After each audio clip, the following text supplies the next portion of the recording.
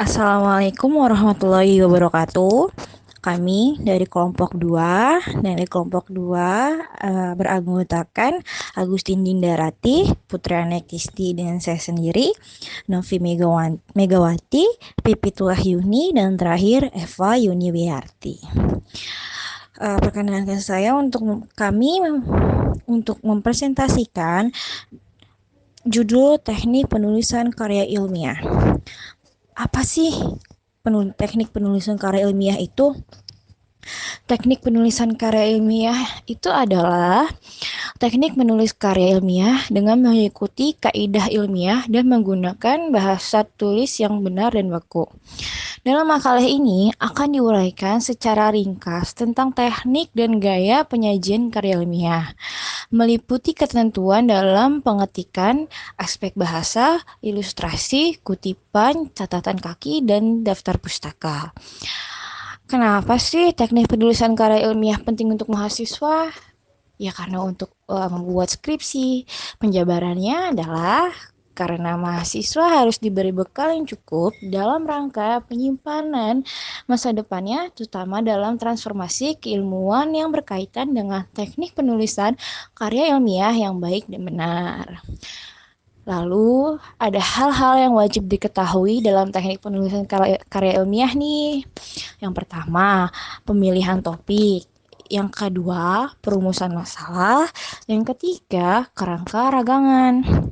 Apa sih penentuan topik? Penentuan topik adalah dalam penulisan karya ilmiah, topik adalah suatu isu atau pokok persoalan yang sifatnya masih umum dan abstrak. Pada dasarnya merupakan pokok pembicaraan dalam keseluruhan tulisan yang digarap dan sebagai landasan yang dapat dipergunakan oleh seorang penulis untuk menyampaikan maksudnya. Aktivitas penulis tidak mungkin dilakukan tanpa topik. Oleh karena itu, kegiatan pertama yang harus dilakukan pada tahap prapenulisan ilmiah memiliki topik. Lalu, ada hal-hal yang dipertimbangkan dalam memilih topik karya ilmiah.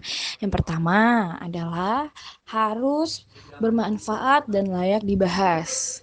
Bermanfaat maksudnya adalah bahasan topik tersebut akan memberi sumbangan bagi pengembang ilmu dan profesi serta layak dibahas dan sesuai dengan bidang yang ditekuni. Kedua, topik dikenal baik, berarti topik yang dipilih harus topik yang dikuasai atau diketahui penulis sendiri. Sekurang-kurangnya, prinsip-prinsip ilmiahnya dikuasai oleh penulis. Yang ketiga, topik cukup menarik. Kenapa sih harus menarik? Ya karena untuk sebagai referensi yang lainnya, terutama bagi penulis. Topik yang dimiliki Topik yang demikian dapat memotivasi penulis yang lain dan penulis itu sendiri. Yang keempat, bahan yang diperlukan untuk pembicaraan topik dapat diperoleh dan cukup memadai. Artinya, sumber-sumber bahan yang relevan dan memadai dapat diperoleh baik dari perpustakaan pribadi maupun dari perpustakaan yang ada di daerah atau kota penulis. Kita lanjut ke rumusan masalah. Apa sih rumusan masalah? Rumusan masalah adalah sebuah pertanyaan yang mencari sebuah jawaban lewat pengumpulan data dan penelitian, di mana peneliti dapat melakukan berdasarkan tingkat eksplanasi. Secara garis besar, rumusan masalah memiliki peran yang cukup besar, di antaranya membantu peneliti agar tetap melakukan penelitian sesuai dengan koridor atau jalur penelitian. Lalu, di sini ada ciri khas rumusan masalah. Dalam sebuah rumusan masalah dibuat dalam bentuk kalimat tanya. Maksud pertanyaannya singkat, padat, dan jelas, mengandung nilai penelitian, mengarahkan pembaca cara berpikir terhadap topik yang dibahas. Masalah yang diangkat sesuai dengan kemampuan peneliti memberikan petunjuk dalam melakukan kegiatan penelitian. Lalu di sini kita ada kegiatan membuat rumusan masalah. Yang pertama adalah susunan secara spesifik. Cara pertama dalam membuat rumusan masalah adalah dengan penyusunan secara spesifik. Dalam menulis rumusan masalah tidak perlu dijabarkan secara panjang dan lebar, sebab itu akan menghilangkan inti dari yang akan disampaikan. Lalu yang nomor dua, di sini kita ada peka terhadap fenomena di lingkungan sekitar penulis tersebut. Poin ini sebenarnya sederhana, tetapi sulit dalam praktiknya, kecuali Anda yang terbiasa berpikir, mungkin tidak begitu kesulitan dalam merumuskan masalah. Umumnya, kesulitan utama dalam membuat rumusan masalah karena terlalu jauh memikirkan berpikir. Padahal penelitian bisa diambil dari kasus-kasus kecil dan sederhana yang sedang dihadapi dalam kehidupan sehari-hari. Contohnya, ada seorang ibu pekerja yang berangkat setiap pagi yang selalu menaiki angkutan umum atau ojek online. Kenapa sih ibu itu nggak memilih aja pakai motor sendiri atau kendaraan sendiri? Kenapa sih ibu itu memilih angkutan umum seperti angkot dan ojek online? Nah, seperti itu contohnya. Yang nomor 3 adalah membuat pedoman 5W plus 1H. Pedoman dalam pembuatan rumusan masalah berikutnya adalah dengan menggunakan rumusan 5W plus 1H. Kerangka ragangan.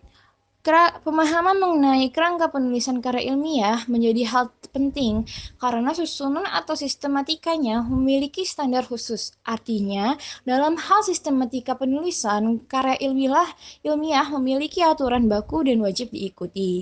Berbeda dengan karya non-ilmiah yang susunannya tidak harus sistematis.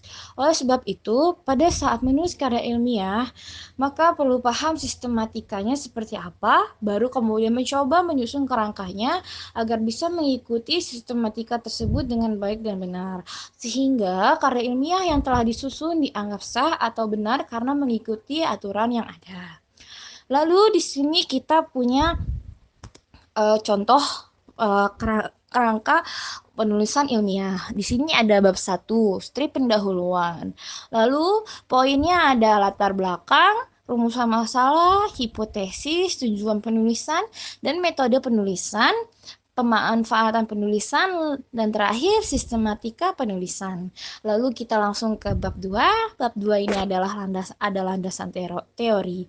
Landasan teori adalah sesuai dengan namanya, menjelaskan tentang teori-teori atau ilmu-ilmu yang menjadi dasar yang dilakukan kegiatan penelitian.